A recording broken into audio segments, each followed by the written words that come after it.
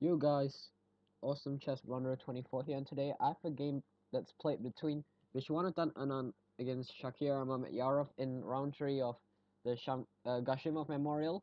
And yeah, let's just look at this game. So Anand has the white pieces, and he starts off with e4. Mamedyarov responds with e5, knight f3, knight c6, bishop c4, bishop c5, and now Anand plays the impossible move b4, bishop takes b4, and I was just kidding, of course. Anand didn't play the Evans gambit. He castled instead, and now knight f6 is played. d3 protecting the e4 pawn. C, sorry, d6, c3, just preparing to expand the center. Just a logical, it's logical move here. A6, just preparing to play. Just giving an escape hole for his bishop here. A4, on the Giugo piano, the Italian game line, you need to, like, you want to always take up space on the queen side. And also, it also prevents b5. Bishop a7, just hiding his bishop. Because if you delay it, then yeah, there's gonna be problems in the future. Now, knight a3, just developing. Instead of going for this rook to e1 line, then followed up by like knight bd2, then knight to f1, and then after that knight to e3. Well, yeah, Anand has a different idea that would simplify things.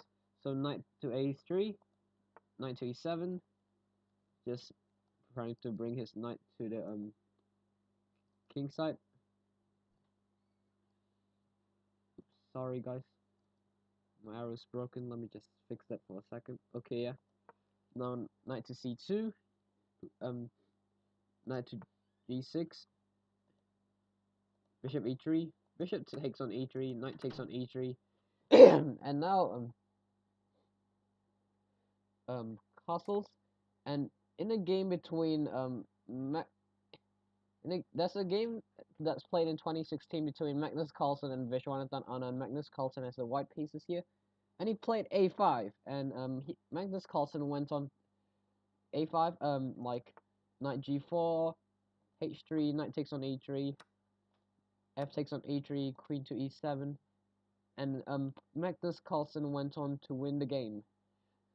And here Anand has prepared a new line that instead of playing a5, play queen to c2. It's not a new game yet, so yeah, let's just continue. c6, now a5, and this is it's now a new game. And a5 just prevents b5, so you could take it en passant logical move here. So now he plays d5 and bishop to b3. Now you don't really want to play. If you play d4 here, you won't ruin any pawn structure after knight to c4. Takes, and like white will have a really nice pawns on the center, and yeah, white has a slightly better position. It's better off. So instead, you play instead. Mamedyarov plays bishop e6. E takes d5. C takes d5. d4, just challenging the pawns in the center. e4 now, just advancing his pawn. Now knight to e5, queen to d6. Now f4, just asking if he wants to take en passant, or his knight he'll have a strong knight on e5 here because of the reinforce. The pawn that's played f4 that's played to reinforce it. Now e takes on f3 en passant, knight takes on f3, rook a to e8, rook f to e1, bishop to d7, g3, just precautionary moves just to prevent knight to h4 or f4. h6, queen g2, no, rook to e7, just preparing to double up, knight to c2, just asking for trade, rook f to e8, now knight to b4, now bishop to b5. This move will be really useful for black in the future, but yeah. Rook takes on e7, rook takes on e7, and now bishop to d1 is played here. Just you don't really want that. You don't just preventing rook to e2 here. So now h5, just preparing to play h4 and just bust open the the pawns, and now queen to h3. Just looking at keeping an eye on this pawn. And also preparing to go on to c8 and just give a check, infiltrate c8. Now bishop to d7, preventing everything. Queen to g2, bishop to b5, and white is not interested in repeating moves here, so he played queen to after queen to h3. I mean, black is not interested in repeating moves here, and after queen to h3, he plays h4. Now, just preparing to bust open the king's palace. Bishop to c2. Now h takes on g3, queen takes on g3, knight f4, because black doesn't really want to trade here. Black is just, and also knight f4 move is just to prepare for knight to e2. So you want to prevent this move from being played, and king to h1 is played. Now rook to e3, just pinning this knight, and if white plays something really callous, like for example rook to d1, then bishop to e2 will just simply win the game.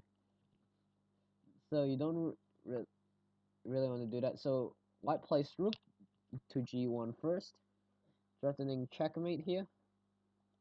And now g6 is played. Now queen to f2 just to kick out this rook. Rook to e2. That's why I told you this bishop move is useful in the future, because of now it could help the rook to infiltrate the second rank. Now queen to h4, knight to e4, and it's just knight to e4 just threatens knight to f2, so you gotta prevent that. Bishop takes on e4, d takes on e4, now knight to e5, knight to d3, just attacking this pawn, and then white has a really nice way to win this pawn. Yes, a really nice way to win a pawn. So he plays queen to h8, sacrificing his queen, and now king takes, and now knight to f7 check. Knight takes on f7. That's a nice move here. Nice tactic here. Now king to h7. Now knight takes on d6. Now bishop to d7. But because if you try and do something like knight takes on b2 here, then you can take on the bishop and just double up. Yeah, just double up the b pawns. So instead of that, bishop to d7. Now knight takes on e4 here is played, and if you just preventing knight to f2 check again. And also yeah, what happens if you take on the knight? Can't really take on the knight because of knight takes on d3, and now yeah, you just a trade. I mean, you can take on the knight, it's just that it's gonna be a trade. So instead he plays bishop f5, knight to g5 check, king to h6, knight takes on d3, bishop takes on d3, rook to g3 now, just attacking the bishop. Now black throws in a couple of checks here. here, couple of checks, and now rook to e2 check, king to f3, just now black's just gonna gobble up the second rank pawns. So rook takes on b2, king to f4 now, just helping to advance the pawn to the just giving up some pawns just to advance it, to promote his pawn probably, and also bring his king to the attack of the king. So now bishop to f5, king to e5, rook takes on h2, knight to f7 check, king to g king to g7, knight to d6, just threatening knight takes on threatening knight takes on f5 here. Something's wrong with my rook to e2 check, king to d5 just getting to safety. Now king to f6 just moving away from the the rook pin, and now c4 is played. Rook to e7, rook to f3, now rook to hit d7.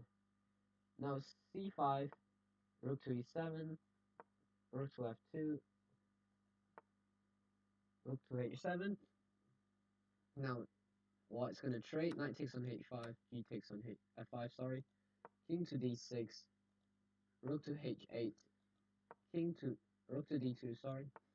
f4, king to c7, rook to h7 check, king to c8, f3, and d5. And in this position, Shakhriyar Mamedyarov resigns because, yeah, white's just gonna advance his pawn till the end. You know, it's just gonna advance his d pawn here, and black can't really play f2, pawn to f2 because of rook takes. And yeah, that is all, guys. Hopefully you enjoyed this video. It's excellent chess blunder here, and see ya.